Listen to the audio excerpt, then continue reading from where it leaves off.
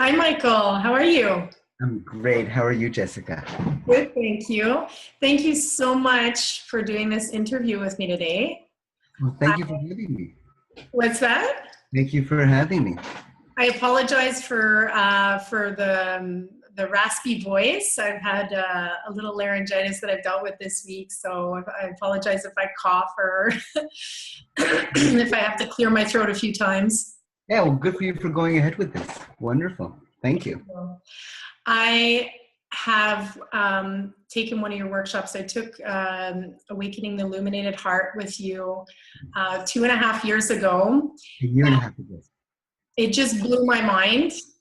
I really, really enjoy your energy, and I really enjoyed the workshop. Everything that you brought forth really changed my life. I can say that. So thank you so much for doing the work that you do and sharing yourself so gracefully and in so much depth with the world. Oh, thank you. Well, listen, it's a pleasure, and I feel very, very honored and privileged to be able to share Darlington's work and anything else that I'm most excited about at that moment, which is what I always share. And I feel like people who are coming at that moment, it's very, very relevant. Otherwise, how could they be there? Exactly. So the work that the reason why I'm interviewing you today is because I put together a self-care program that I have online, which has been very exciting and very fun. And I broke it down into different sections. And each section, the first section of self-care was about the physical body. The second section was about the mind. And now we're in the emotions. And next week is spirituality. And so, I'm interviewing you specifically to share that with the group Self-Care on Spirituality. And hopefully share it with the world as well shortly after. So before we start, maybe you could just introduce yourself a little bit more. I know you do acupuncture. There's, I'm sure, a whole bunch of things that you do that I'm not aware of. So please, if you may, just take a moment and introduce yourself.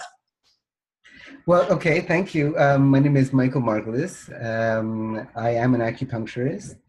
And outside of that, I do teach Drunvalo's workshop, Awakening the Illuminated Heart, which for me has been a tremendous privilege to share his work. It's been a life changer for me to engage in his work and, bringing more heart consciousness and more facility with engaging with the guides, our guides that were our entourage and our higher self. Really is something that opens up life and really, really puts you on your path of spiritual development and activating your Merkaba, which we do also at the workshop, as you know. Mm-hmm.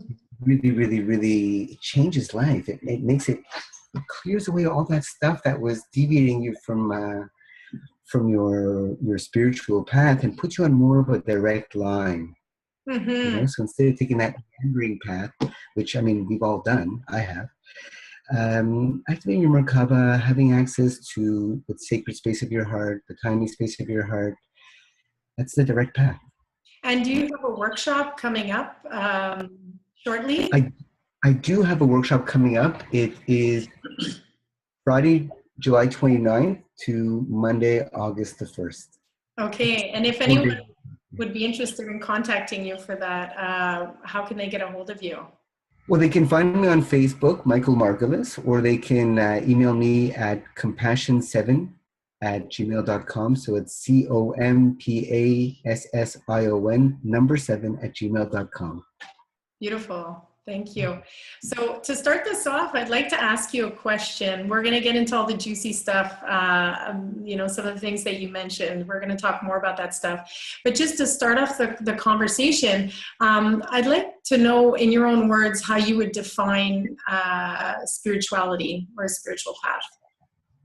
Well, by virtue, it's so funny that term, somebody's spiritual, somebody not spiritual. It's so funny how we have that term, because how could somebody not be spiritual in a sense, because everybody has a soul.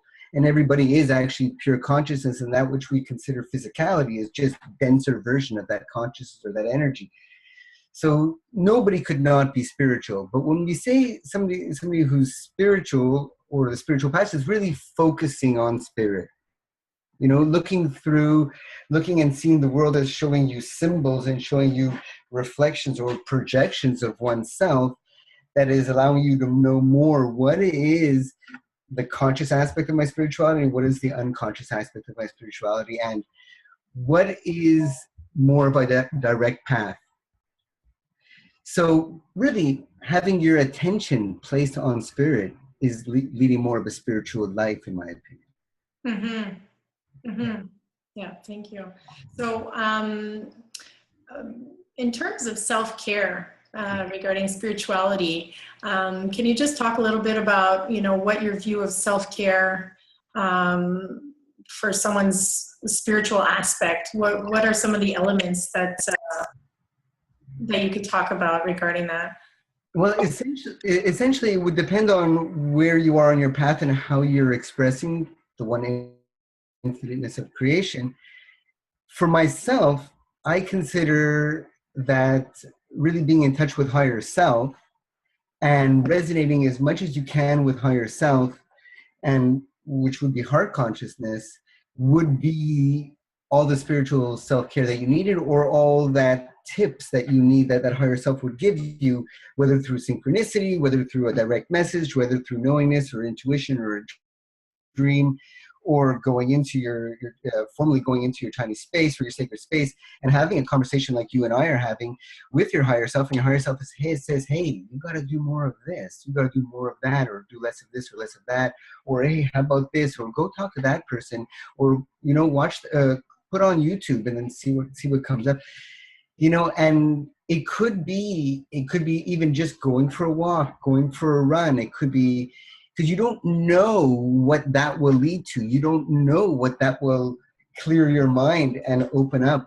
that which will lead you somewhere where you're supposed to go. So it could be, you know, it could be one of Marina Love's Guiltless chocolates. You know, it could be a bath, and it could be going for a run, going to the country. It could be reading a wonderful book. It could be just being in like really the most solemnest of meditation. It could be just smiling and thinking wonderful, epic thoughts all day long. Mm-hmm. That which will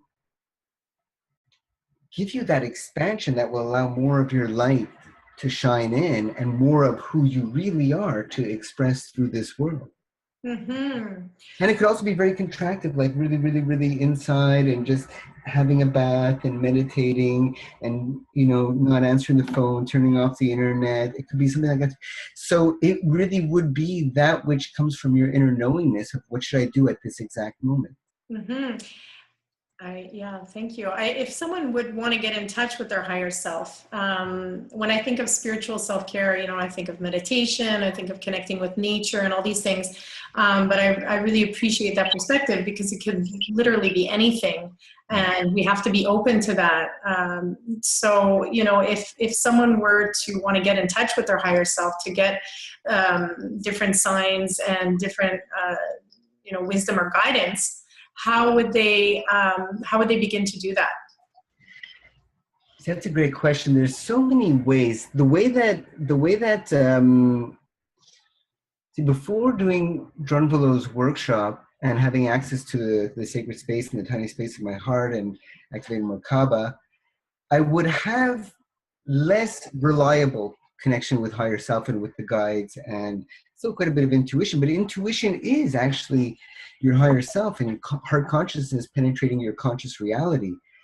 But for myself, I would say that hands down, getting into that sacred space of your heart and being able to have a very casual one-on-one conversation with your higher self, and having that enough that those pathways and those frequencies and that connection is enough that one would actually have just a casual higher self, a casual connection with higher self and the guides and the angels, which is all deployment of your higher self and all working for your higher self anyways, and have more of a casual connection with your higher self. Mm-hmm. Mm-hmm. Yeah. So heart consciousness would definitely be the right way to go for me. How did did you get in, how did you first come across John Bella's work, and how did you get involved in his workshops? It's kind of a long story. It's funny, like I don't know, 15 years ago, I was just walking down, a friend of mine showed me his book, and I saw the flower of life on it. He told me about the word Merkaba. He just did a Merkaba workshop. And I was like, yes.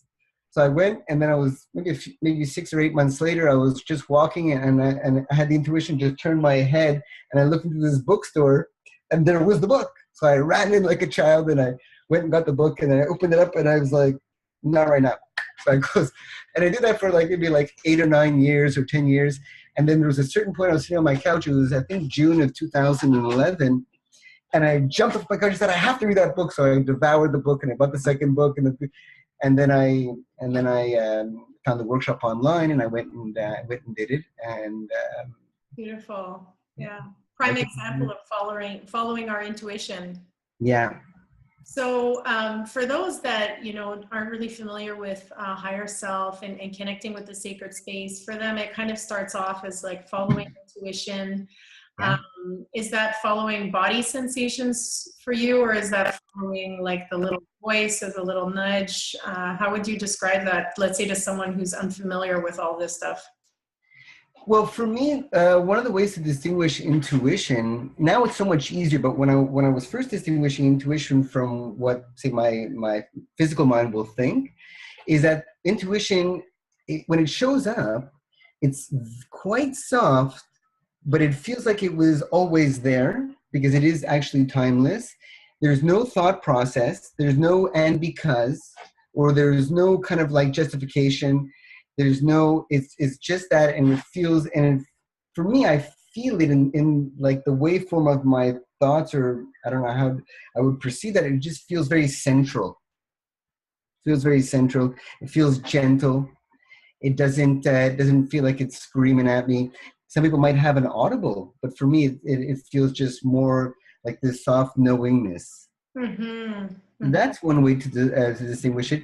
You can also, technically, your emotional body is really, really a wonderful interface between, not technically, reality, an interface between your emotional body, because when you stop seeing the world through the perspective of your higher self, you will feel bad. Because all of a sudden your resonance, because every emotion will have a certain frequency.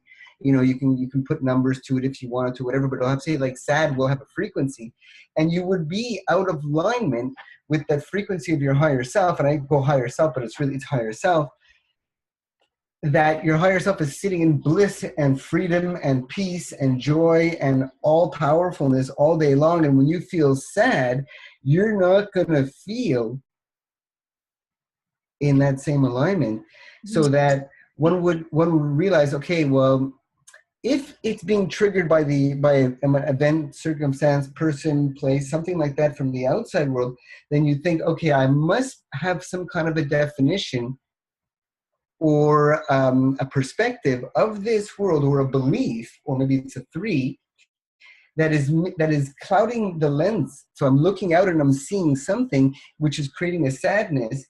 And that sadness will feel bad, and I know it feels bad because my higher self is always in bliss, and all of a sudden I'm dissonant or not in resonance with higher self. So that feeling of not being in resonance with higher self will feel bad. Mm-hmm. And then so that I can look and I can change the way that I see it, and ideally I can remember that place, and higher self, take command, give me all the information, guides, show it to me, give me a dream.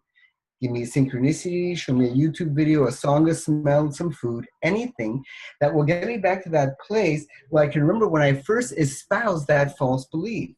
Mm-hmm. And that false belief can come from, often it comes from people who love us the most, who have transferred their beliefs of the world being scary, love not safe, unworthiness, etc. Mm-hmm. That will make you look, not make you, but I'm saying that you have consciously, even if you were a child, you still consciously espouse that. And now you're choosing to see life through the lens of the unconscious mind as opposed to conscious mind. But if you bring that to your consciousness by realizing, oh, it happened then, or even if you can't remember that, you're saying, oh, just a minute, I must be thinking this because I'm feeling love is not safe. But just a minute, I'm infinite love, I'm infinitely love, Mm-hmm. and actually anything other than that is less than the absolute truth. So then once you start really, really bringing that, you start feeling better. And as you start feeling better, you know you're more aligned with your higher self. Mm-hmm. Yeah, there's so much there. I want to ask you 10 Yeah. questions at once. Um, I guess I'm going to ask you a question about, well, I'll combine it. So being triggered. So that's something that comes up for everybody. Everybody's kind of working past. They get triggered, and it's it's based on these beliefs that we have locked in our subconscious mind that are creating a separation between being in that infinite love and being caught somewhere in a negative space due to that belief. Yeah.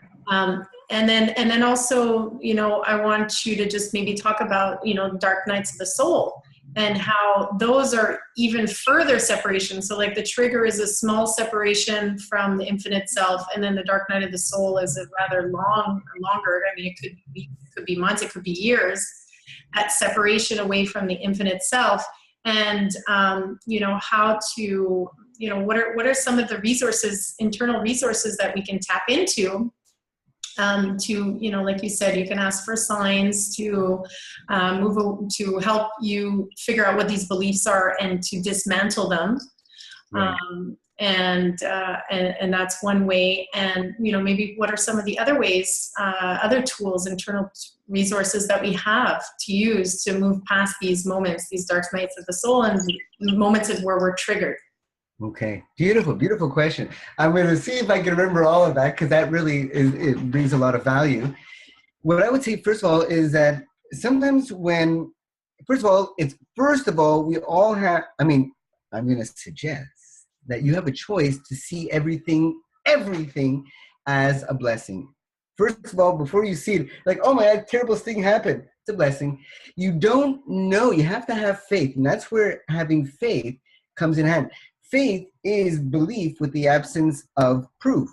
So whereas your mind will look over and say, oh, this is bad, because it doesn't see the blessing has unfolded, but the heart knows that nothing can actually come into your experience that isn't okayed by your higher self. Mm-hmm. So it's sort of like you only see that side of the coin, but might as well see it as a blessing now, because it's all a blessing. So we can just celebrate it now.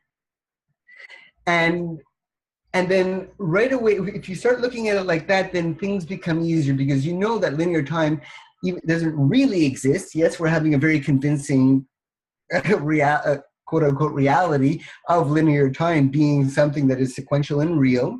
And these emotional feelings they feel like pretty real.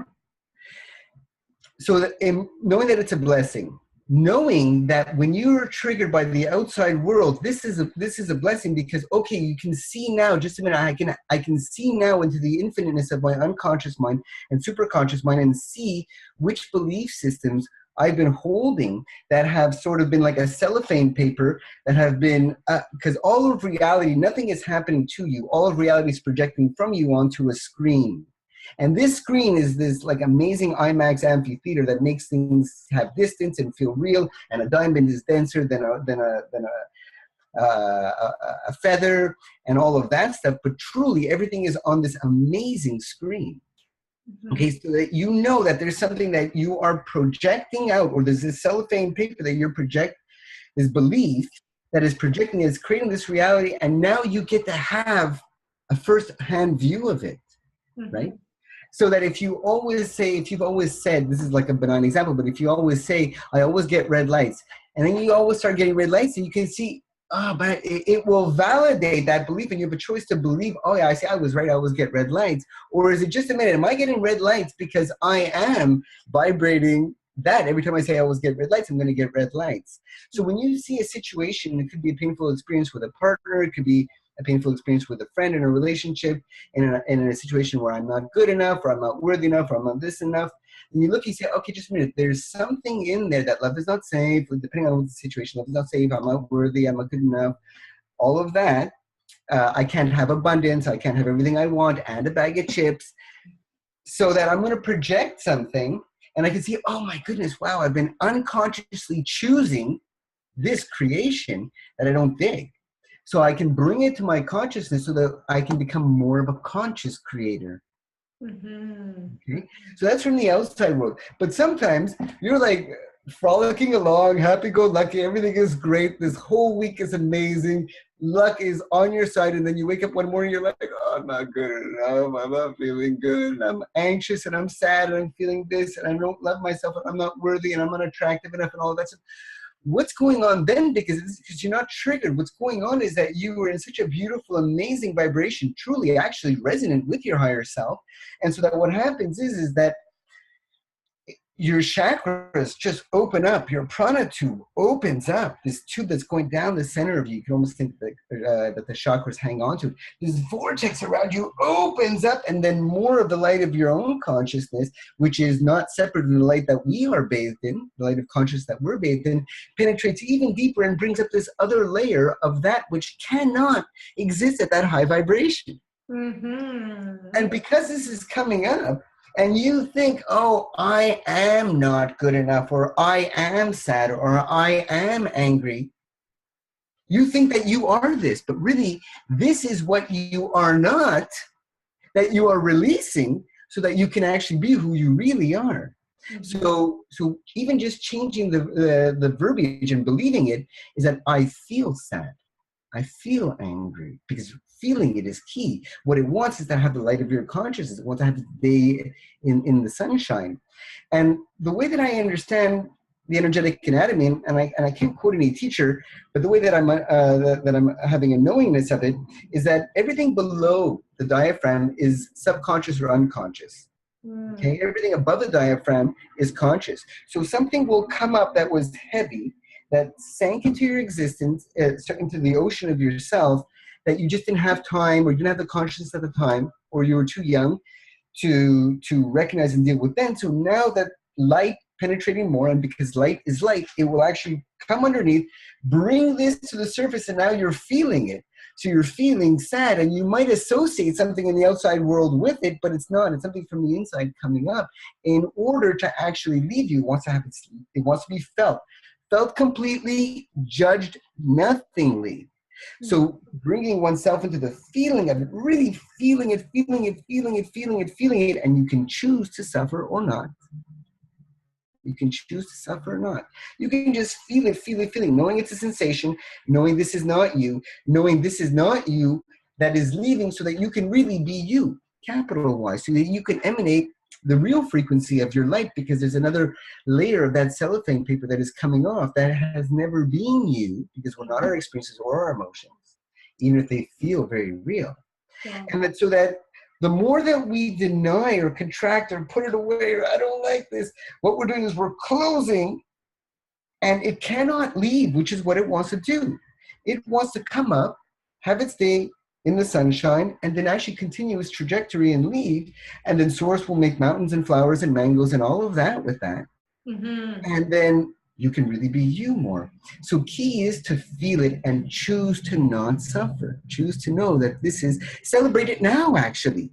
Even if it feels counterintuitive or counter sensation, celebrate it now. Because it's a blessing that you just haven't seen it. But it's going to unfold. Yeah. That now moment in what we would call the future already exists. So the more that you're actually celebrating and open and accepting, faster that it can leave you, and faster that you can accelerate to that moment of just more you-ness. That definitely relieves, relieves the suffering, is the knowing that something is coming up to be released versus the feeling of something is coming up to hold you down, for a long time. And there's these bigger cycles that happen. I interact with a lot of people that get caught in depression, and they feel like it's never ending, that their whole life has been spent in depression. Do you believe that that's because they're holding on to it versus actively trying to release it? Or is there just something deeper in their dharma, their life path that they must go through? What are your thoughts?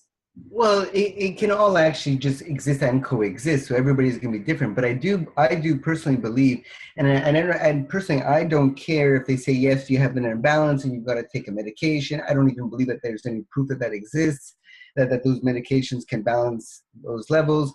I believe that serotonin, dopamine, and all that is the physical counterpart to joy, bliss, Mm-hmm. freedom, peace, all powerfulness, all of that. And when I say that, I don't mean to encroach on anybody else's power, not at all. Just to know that you are the Almighty as well. You are all that is. You're Mm-hmm. God, goddess. So there's that. But depression is very often, if not maybe always, I can't comment on always, but it is a dark night of the soul. And what a dark night of the soul is there is so much that is not you that is coming up to release, to leave, so you can really be you, that it actually really feels very harassing. And so one will go through this idea of sort of anxiety because so much is coming up. And what's anxiety? It's a sort of like defurling of the energy, or maybe I'm making up English words there, but there's sort of this unfurling of the energy coming up. And when the person is sort of really afraid of this, what will happen is the diaphragm will shut down and actually is a protective mechanism to protect the heart, and it'll stay there. And then so that if you never, and then sometimes the person will try to look away and deny it and contract, and you can look away or maybe take drugs or have sex or go shopping or do something like that, which is which I've nothing against that as a temporary thing. But if you don't go and actually look at it and you actually keep putting it back down, then that's where you're going to be in that cycle, because that still will want to leave eventually, because the program is for you to go from illusion of separate self to infinite oneness. So there's a lot of that stuff that is, we can say, heavy in frequency or lower in frequency. We can call it shadow, we can call it darkness, we can call it all of that has to leave, because it just can't stay. Sort of like raising consciousness is like going through the eye of a needle. Yeah. You cannot you can't have a snowsuit on and like your whole ski gear and all that stuff. It's like going to the airport and you can only take 23 kilos. So just take the best 23 kilos that you have. So with, obviously having that knowledge, being aware of that and saying, okay, this is coming up for releasing is one huge tool when you're in the dark night of the soul. And what are some other tools? Like, would you recommend journaling, or like, I know there's, tons of different things, but what are things that people can reach for when they're in those moments to help release what's coming up? Okay. Great question. Well, actually, I do want to add that also important to know that it's a blessing is know that nothing can actually happen without the orchestration of your higher self. So this is perfectly timed. Whether you think you've got the parts or the smarts to go through it, you do 100%. And when you go through it, it's normally quite a stair step in consciousness. I also want to say, because that's so important, that you bring that into the process as early as you possibly can, and choose to live out those experiences, to truly feel it as much as you can, and choose to suffer as little as you can. Mm-hmm. So that journaling is a great way. It's not I don't really journal often. I sometimes do, but it's more rare. I mean, it's a biggie when I journal. You can you can listen to music that is really, really uplifting.